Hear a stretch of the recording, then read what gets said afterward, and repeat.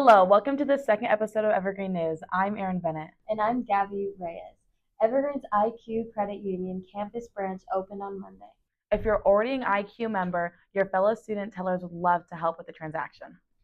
If you're interested in becoming one, pop by during first or second lunch to chat with the IQ team. Tomorrow is our last day of the week, so make sure to enjoy the 3-day weekend. October 15th marks the day for our college and career fair. That evening at 7 p.m. is our fall concert choir, so make sure to come out and support our talented singers. Let's now hear from Alex and Brooklyn about EHS sports. Today, boys tennis has a home match against Heritage at 3:30 p.m. Girls volleyball also has an away match against Heritage at 7 p.m. That is a very big game. Be there or be squared. Thank you, Peyton. Slowfitch softball competes against Kelso at 4 p.m. Girls swimming also competes against Kelso at 5 p.m. Tomorrow, varsity football plays a home game against Shelton at 4:30 p.m. Mark your calendars, Grab some friends, and come out to support our teams. Thank you, Alex and Brooklyn. Some of our staff here at EHS truly go above and beyond. I was honored to interview Mr. Van Brunt. He was our second pick for the Staff Spotlight of the Year. Mr. Van Brunt is truly an inspirational person. Hi, I'm Gabby, and this is our Staff Spotlight. How long have you been a teacher? Hi, Gabby. My name is Corey Van Brunt, and I've been an educator with Evergreen Public Schools since 2013. Prior to being an educator, I was hired as an internship coordinator for the district, where I worked with community partners, establishing, building, and maintaining relationships with the local business community in hopes that they would foster 90-hour worksite learning experiences. What made you want to become a marketing teacher? Well, really, I kind of fell into it. I was asked to go inside the classroom after my internship position was completed, and I really just fell in love with the process. I love working with the students. I think marketing is a great way to break into sales and an opportunity for students to learn what it really means to work with the people in the community. What is one of your most memorable teaching moments?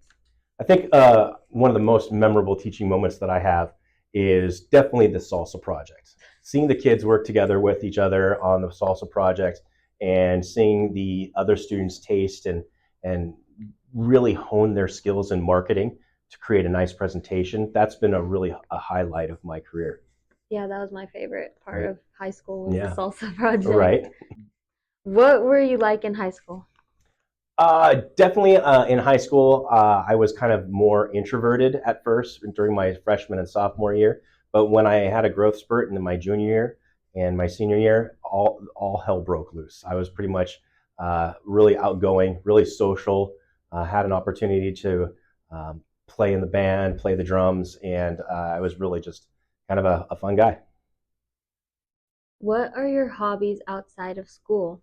So a couple of things. I used to own a Halloween business, Scarecrow's Attic, and where we actually fashioned Halloween decor out of repurposed items and stuff like that. So that was a lot of fun.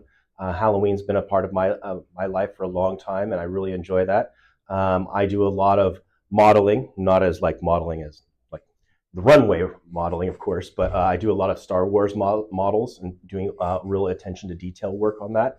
I have two kids, Parker and Chloe. Both are in high school, and so they take up a lot of my time and just do a lot of work around the house. What advice do you have for the graduating class this year? For the graduating class of this year, make sure to manage your social hygiene, okay? Manage your ish, and always be brother's son. Perfect. Thank you so much. All right, thanks. Bye now. Now for the question of the week. Let's talk about dream vacation. You might want to write some of these down. I'm here with Mr. Van Brunt, Hi. our marketing teacher, and I wanted to ask you, what's your dream vacation? Well, that's a very good question, Gabby. My dream vacation would be Maui, Hawaii. The beautiful sounds of Maui, going to Aloha style and having some of that Hawaiian style island vibe, that would be killer for me.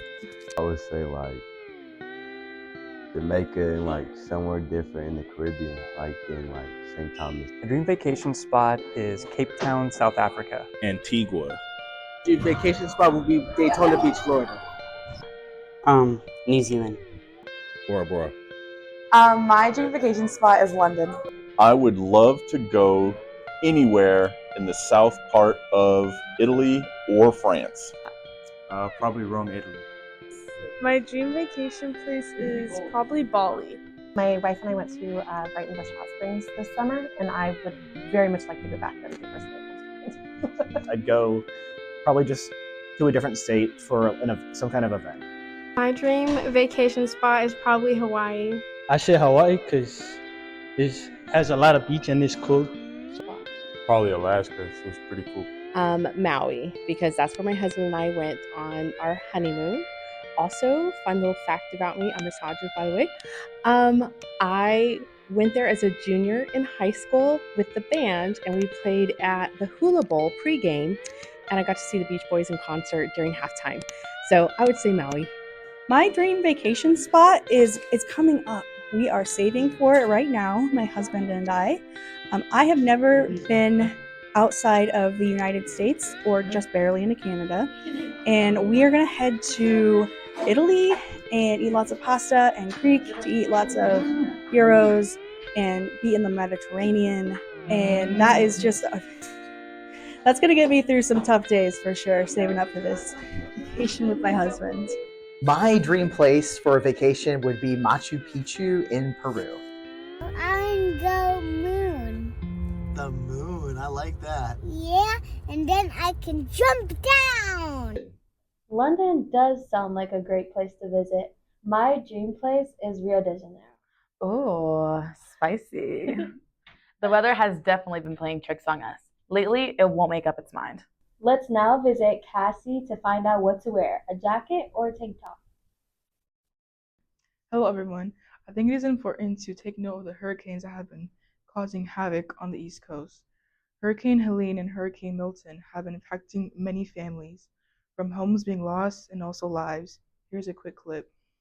More than 6.3 million people in Florida are under a mandatory evacuation warning. Even parts of the East Coast are now sounding the alarm. Streets in Longboat Key, completely empty. All that is left are piles and piles of sand and debris waiting to be picked up before Milton arrives.